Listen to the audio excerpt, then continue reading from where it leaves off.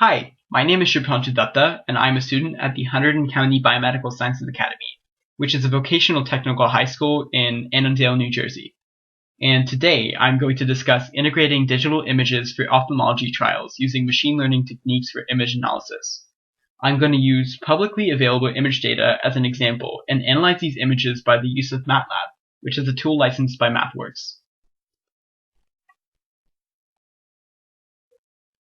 Ophthalmology-related clinical trials often involve high levels of risk due to issues concerning patient safety. With the advancement of imaging techniques, there is an increasing abundance of patient data available for the purpose of research. For every patient, an ophthalmic visit consists of various data points collected related to visual acuity, contrast sensitivity, ocular pressure, visual field testing, and retinal scans with the optic nerve. Measurements are observed and recorded in every visit, while data may be processed and mapped for clinical research studies. While the rest of the vision-related parameters may be directly inputted by a physician, there's a lot of imaging data that can be standardized and made available for researchers. This presentation will be focused on acquiring retinal scan data for patients, analyzing images, detecting abnormalities, and integrating them into clinical trials. Retinal scans will be analyzed to find anomalies and help with disease detection using image processing and machine learning techniques. This approach will be useful for capturing images and extracting the exact location and dimensions of diseased areas from images. The data can then be mapped as per the recommended standards for clinical research. Now let's explore the anatomy of the human eye. The human eye is a complex machine of various parts that resemble a camera, where all image formation happens at the retina. The human eye is composed of anterior and posterior chambers. The anterior chamber is composed of the iris, the pupil, the lens, and a thin, transparent, scleric layer called the cornea. The anterior chamber, which is in the back, is occupied by a gel-like fluid substance, which is called the vitreous humor. The humor keeps in place the retina, which is bound against the anterior wall of the eye. The macula is the central portion of the retina, as well as the focus point of the light. The fovea is the central portion of the macula. The optic nerve carries the signals that have been received up to the brain's optic plexus for interpretation and translation.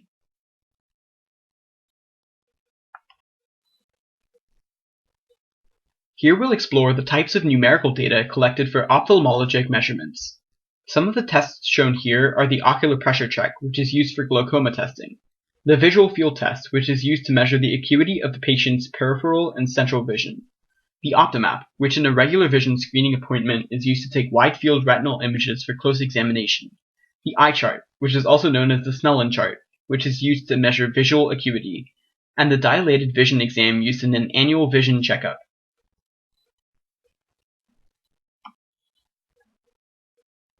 One of the most important parts of ophthalmology data collection involves imaging data or retinal scans.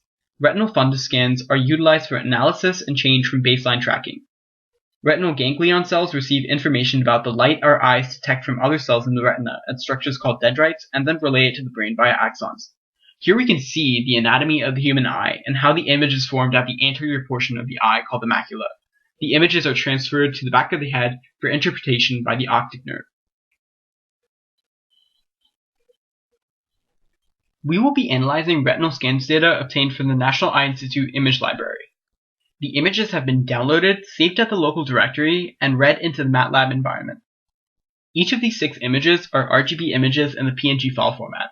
Some of these are images of healthy retina, while others are images of diseased retina. The diseased retina can be easily spotted at first glance, though, through the use of image processing and machine learning techniques, we can easily identify diseased image areas with precision.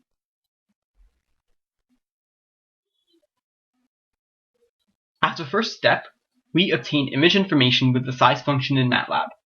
As we can see here, all the images are of varying sizes. The lengths and the heights of each are given in terms of pixels, and 3 denotes that it's an RGB image.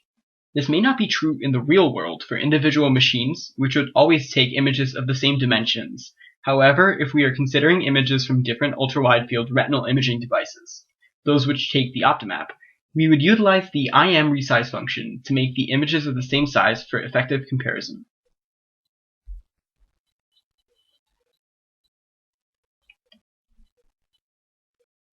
As a next step, we may need to convert images from the RGB to grayscale image format. In a true color or RGB image, each pixel has a specific color.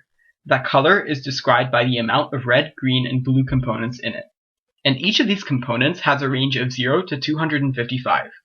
This gives us a wide variety of different possible colors. Such an image is a stack of 3 matrices, representing the red, green, and blue values for each pixel, and every pixel has 3 corresponding values. In a grayscale image, each pixel is a shade of gray from 0, which is black, to 255, which is white. RGB images are therefore called 3-dimensional images, while grayscale images are called 2-dimensional images.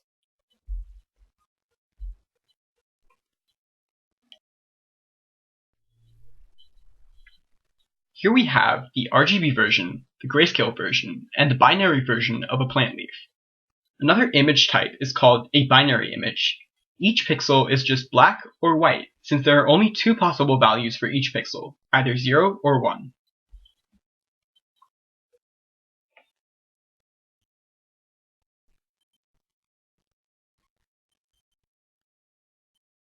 Let's have a quick background into color schemes. There are 3 main types of color schemes: RGB, CMYK, and lab color schemes. We know that RGB color schemes have red, green, and blue components. They are used for digital works, for example computer screen images, and digital photographs. CMYK color schemes have cyan, magenta, yellow, and black components, and are used mainly for print jobs. Lab is a conversion of the same colors as the RGB channel into 3 components: lightness, and there are 2 color components. Lightness is separated from color to enable adjusting one without affecting the others. This color scheme can be easily adjusted for lightness to get closer to how the human eye perceives colors.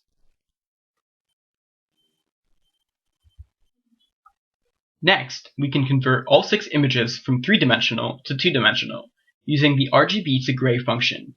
All the images turn into the grayscale format.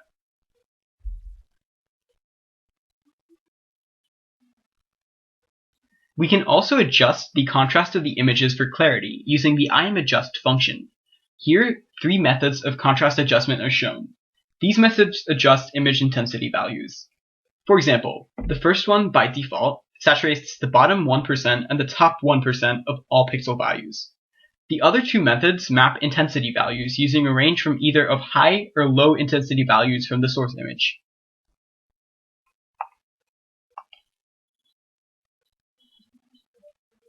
Another way of adjusting image intensity is by drawing a histogram using the IMHist function, where the distribution of intensities of the grayscale image can be plotted, analyzed for peaks, and intensities can be equalized in the image to get a better contrast.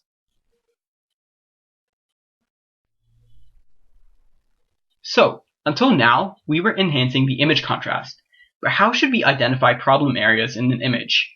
One of the ways that this can be achieved is by subtracting the diseased retinal image from the normal retinal image. This is achieved by converting images to double precision followed by subtracting one image from the other. We can then utilize the IMContour function to make a contour plot of the subtracted image. We will see this in the next slide.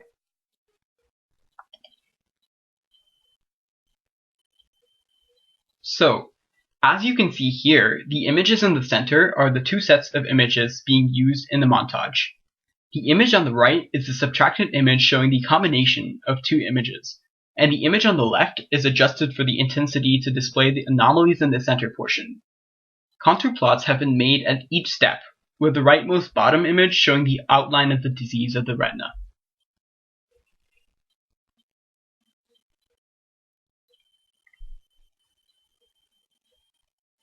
Alright, so in the last section, or slide, we reviewed subtracting grayscale images. However, in this section we have converted 2 colored RGB images in the center into binary images, and subtracted the diseased image from the normal image, followed by contour plotting the diseased area. This is a useful method of finding changes in retinal disease over time, and also calculating the changes from previous patient visits.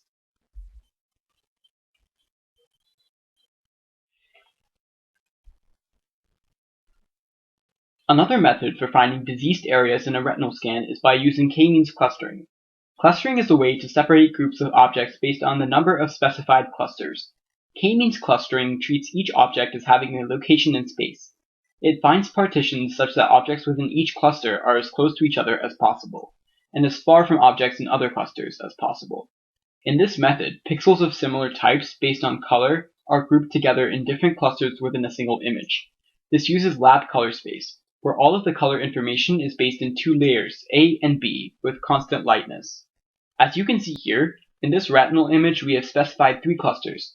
There are groups of black, orange, and yellow colored pixels, which highlight the differences. This method is useful in identifying differences within an image and also in biological tissue sampling image analysis as well.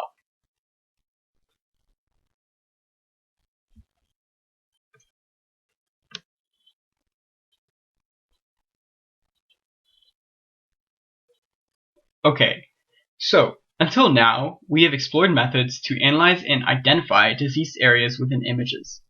But how should we differentiate between two similar images? There is a quantitative method of calculating the difference between two images in the RGB or grayscale format. Since an image is an array, the IMMSE, also called the mean square error method, can also be used to calculate the differences between two images by giving a numeric error value greater than 0. Here the first two images are the same, so the error value is 0, while the second two images are different, so the error value is more than 1. We can also use the core function, used to calculate the correlation coefficient between two images using the pixel values of both images.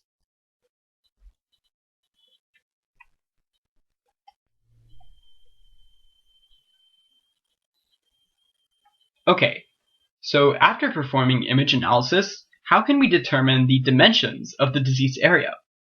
We know as per standard conventions of unit conversion, pixels can be converted to centimeter units. We can calculate the area and the perimeter using the BW area and the BW perim functions, and later convert to centimeters or square centimeters from the number of pixels or square pixels found. Sometimes measurements need to be scaled and adjusted to match the actual area of the human retina. MATLAB has an amazing image tool that allows us to manually calculate the distance between 2 points in an image, which allows us to determine the values of length and width of an anomaly.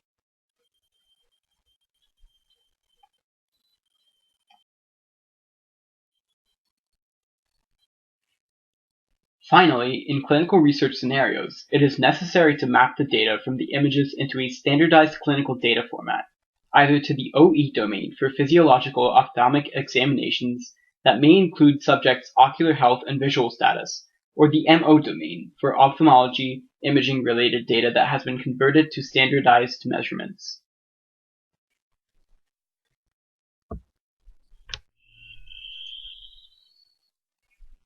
Some of the advantages of image analysis techniques for clinical research are: number 1, early diagnosis of diseases.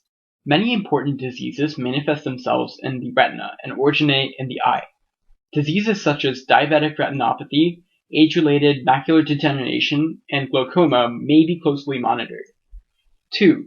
Patients may be screened for chronic conditions such as hypertension and atherosclerosis that cause changes in the ratio between the diameter of retinal arteries and veins as an early indication of strokes.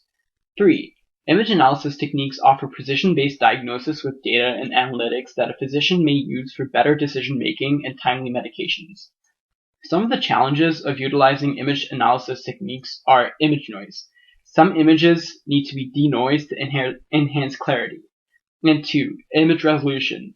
Images need to be of the right resolution, as coarse resolution / pixels per inch may not pick up the right details. Image scale consistency. Images need to be of the right scale, or additional scaling pre-processing may need to be done to contrast and compare. And 4. Image perspective. Images need to be clicked at the same angle for accuracy of measurement. And 5. Device calibration. Image scale factors may not be consistent across measurement devices.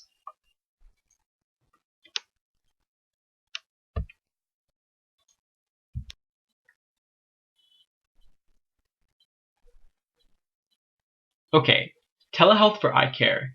Digital images of the retina hold tremendous promise in remote patient monitoring in our current time. One of the first applications of teleophthalmology was in 1987, with the use of a portable video fundoscope Retinal blood vessels of astronauts were monitored in real time during space flights. With advancements in artificial intelligence, the ability to diagnose diseases will be augmented with machine learning algorithms. In conclusion, medical image analysis is an important approach to detect many ophthalmic conditions, including some of the most prevalent causes of blindness in the industrialized world. That includes age-related macular degeneration, diabetic retinopathy, and glaucoma. Retinal disease detection with screening measures used in telemedicine is a cost-effective method that enables an easy-to-use automated analysis of the images and focused reporting of the results. With enhanced technology, automation, machine learning, and artificial intelligence, there's a greater possibility of achieving meaningful research outcomes and better treatments for vision.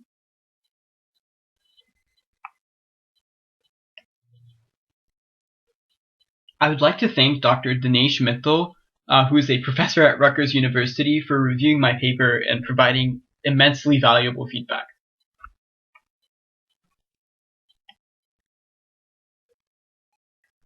And I thank you all very much for your unwavering attention throughout this presentation. I'm extremely grateful to be able to present at PharmaPsych this year, and I'm open to any questions now or via email, so please be sure to reach out.